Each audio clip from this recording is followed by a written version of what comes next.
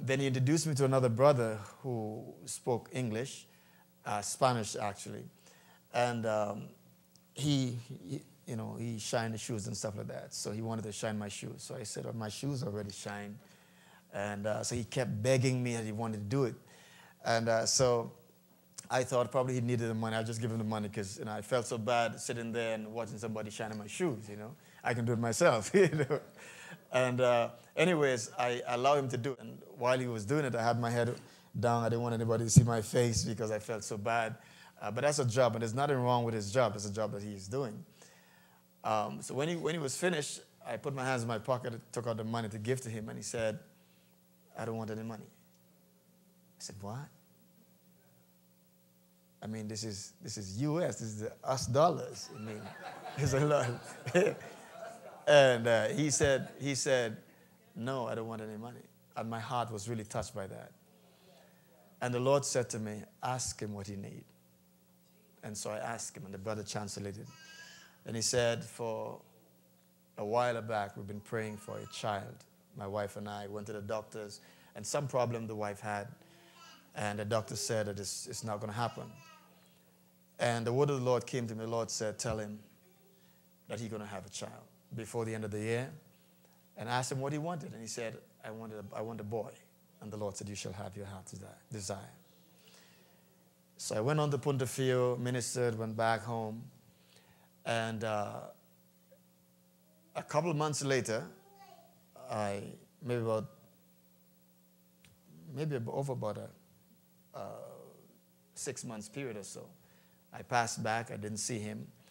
And almost a year later, I went back on my way back, going to Punta Fijo. And I passed by to check him, forgetting all that happened. And when he saw me, he left the guy whose shoes were shining. And I didn't understand what he was saying. And he ran up to me, and then he got on the phone, and he's calling. So the brother who speaks English came. He drives taxi, and he said, did you know what happened? His wife had a baby, and she had a boy.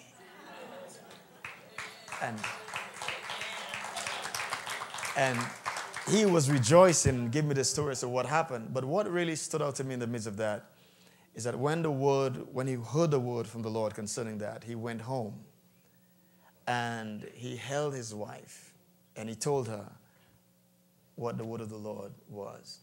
And they began praying and thanking God. And I heard that they held each other and began crying. The following month, the wife got pregnant. And also, the baby born sort of before the time.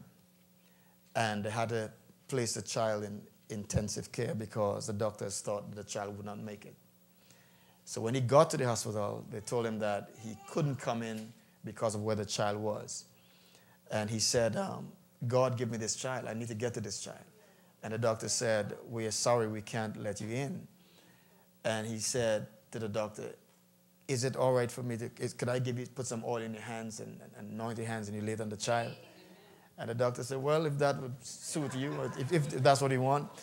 And so he did that. The doctor went in obedience to the father. And today the child is strong and healthy. And we thank God for his word. And I can tell you, saints of God, I've never seen such miracles as what I'm seeing in Venezuela and the Spanish-speaking nation.